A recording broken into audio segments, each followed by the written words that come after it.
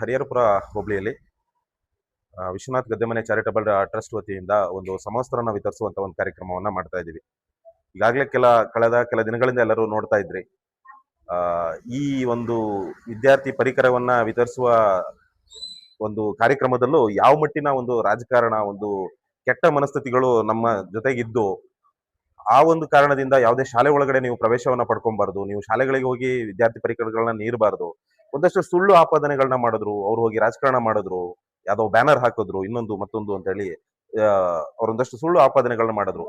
ಯಾವುದೇ ಬ್ಯಾನರ್ಗಳನ್ನ ನಾವು ಟ್ರಸ್ಟ್ ವತಿಯಿಂದ ನಮ್ಮ ಟ್ರಸ್ಟಿನ ಬ್ಯಾನರ್ಗಳನ್ನು ಹಾಕಿರ್ಲಿಲ್ಲ, ಯಾವುದೇ ಶಾಲ್ಗಳನ್ನು ನಾವು ಹಾಕೊಂಡು ಹೋಗಿರಲಿಲ್ಲ. ಬಟ್ ನಮಗೆಲ್ಲರಿಗೂ ಒಂದು ಮನಸ್ಸಿನಲ್ಲಿ ಏನಿತ್ತು ಅಂದ್ರೆ, ಒಂದು ವಿದ್ಯಾರ್ಥಿಗಳಿಗೆ ಒಂದು ಒಳ್ಳೆ ರೀತಿಯ ಒಂದು ಶಿಕ್ಷಣದ, ನಮ್ಮ ಅಧ್ಯಕ್ಷರಾದಂತಹ ವಿಶ್ವನಾಥ್ ಗದ್ದೆಮನೆ ಅವರ ಒಂದು ಏನು ಕನಸಿದೆ, ಆ ಕನಸಿನಗೆ ಸಹಕಾರ ನೀಡೋ ದೃಷ್ಟಿಯಿಂದ ನಾವೆಲ್ಲರೂ ಅವ್ರ ಜೊತೆ ಕೆಲಸ ಮಾಡ್ತಾ ಇದ್ವಿ.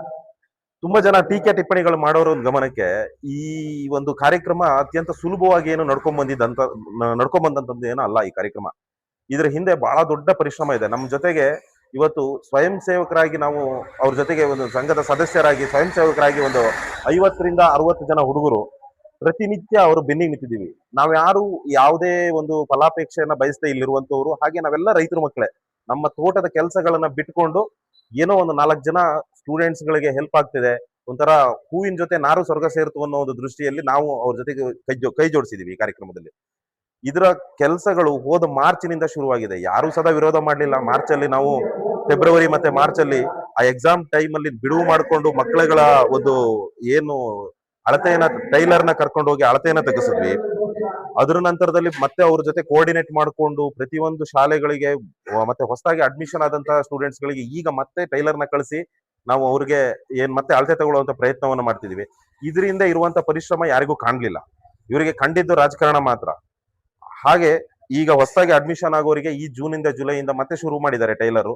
ಅದನ್ನ ಈಗ ಮತ್ತೆ ತಿರ್ಗಾ ಅವ್ರಿಗೆ ಹೋಗಿ ಅವರ ಏನು ಅಳತೆಯನ್ನ ತೆಗೆದುಕೊಂಡು ಬರ್ತಾರೆ. ಇದ್ರ ಜೊತೆಗೆ ಅಂದ್ರೆ ಈಗ ಪೇರೆಂಟ್ಸ್ ಗಳಿಂದ ಈಗ ಶಾಲಾ ಪರಿಕರಗಳನ್ನ ಕೊಡಬೇಕಾದಲ್ಲಿ ಯಾವ ರೀತಿಯಾದ ಒಪಿನಿಯನ್ ವ್ಯಕ್ತ ಆಗ್ತದೆ?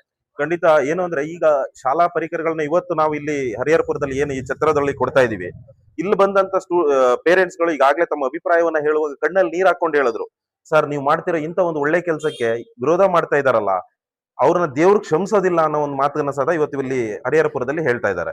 ಹಾಗೆ ಹೊರಗಡೆ ಮೊನ್ನೆ ನೋಡಿರ್ಬೋದು, ರಸ್ತೆ ಬದಿಯಲ್ಲಿ ನಿಂತು ಮಳೆ ಗಾಳಿ ಏನೇ ಬರ್ಲಿ ರಸ್ತೆ ಬದಿಯಲ್ಲಿ ನಿಂತು ನಾವು ಆ ಒಂದು ಪರಿಕರಗಳನ್ನ ನೀಡಿದ್ವಿ. ಅದಕ್ಕೆ ಕೆಲವೊಂದಷ್ಟು ವ್ಯಂಗ್ಯವಾಗಿ ಮಾತಾಡ್ತಾರೆ. ಬಟ್ ಏನಾಗಿತ್ತು ಅಂದ್ರೆ, ನಾವು ಪರಿಕರಗಳನ್ನ ತಗೊಂಡು ಹೋದಾಗ ಸ್ಟೂಡೆಂಟ್ಸ್ ಹೊರಗೆ ಬರುವಾಗ ನಾವು ಅವರಿಗೆ ಕೊಟ್ಟು ಕಳಿಸೋದು, ನಾವು ಅವರ ಅಳತೆಯನ್ನ ತಗೊಂಡು ಅವರಿಗೆ ಪರಿಕರಗಳನ್ನ ಕೊಡುವುದು ನಮ್ದೊಂದು ಜವಾಬ್ದಾರಿ ಆಗಿತ್ತು. ಆ ಜವಾಬ್ದಾರಿಯನ್ನ ನಾವು ನೀಟಾಗಿ ನಿಭಾಯಿಸಿ ಬಂದಿದೀವಿ ಅಂತ ಹೇಳೋದಕ್ಕೆ ನಮಗೆ ನಿಜವಾಗ್ಲೂ ಖುಷಿ ಆಗುತ್ತೆ. ಇದ್ರ ಹಿಂದೆ 50ರಿಂದ 60 ಜನ, ಮತ್ತೊಮ್ಮೆ ಹೇಳ್ತಾ ಇದ್ದೀನಿ, 50ರಿಂದ 60 ಜನ ಹುಡುಗರ ಪರಿಶ್ರಮ ತುಂಬಾ ಇದೆ. ಯಾವುದೋ ಒಂದು ಪೆನ್ನು 2 ಎಕ್ಸರ್ಸೈಸ್ ಅನ್ನ ನಾವು ಕೊಟ್ಟು ಬಂದಿಲ್ಲ. ನಾವು ಕೊಟ್ಟಿರುವಂತ ಪರಿಕರನ ಯಾರಿಗಾರು ಡೌಟ್ ಇದ್ರೆ, ತುಂಬಾ ಜನ ಇದೀರಾ ರಾಜಕಾರಣ ಮಾಡ್ತಿರೋರು ಈ ವಿಚಾರದಲ್ಲಿ, ಸೋಷಿಯಲ್ ಮೀಡಿಯಾದಲ್ಲಿ ರಾಜಕಾರಣ ಮಾಡ್ತಿರೋರು ಮನೆಗಳಲ್ಲೂ ಬ್ಯಾಗು, ಅವ್ರ ಮಕ್ಳಿಗೋ ಇಲ್ಲ ಅವ್ರ ಅಕ್ಕನ ಮಕ್ಳಿಗೋ ಅಣ್ಣನ ಮಕ್ಳಿಗೋ ಬ್ಯಾಗು, ಯೂನಿಫಾರ್ಮ್ ಎಲ್ಲ ಬಂದಿದೆ. ಒಮ್ಮೆ ಅದನ್ನ ನೀವು ಒಂದ್ಸತಿ ನೋಡ್ಬಿಟ್ಟು ನೀವು ಮಾಡ್ತಿರೋದು ಸರಿನಾ ತಪ್ಪು ಅನ್ನೋದನ್ನ ನೀವು ಪ್ರಶ್ನೆ ಮಾಡ್ಕೊಳ್ಬೇಕಾಗಿ ಸಮಯ ಇದಾಗಿರುತ್ತೆ.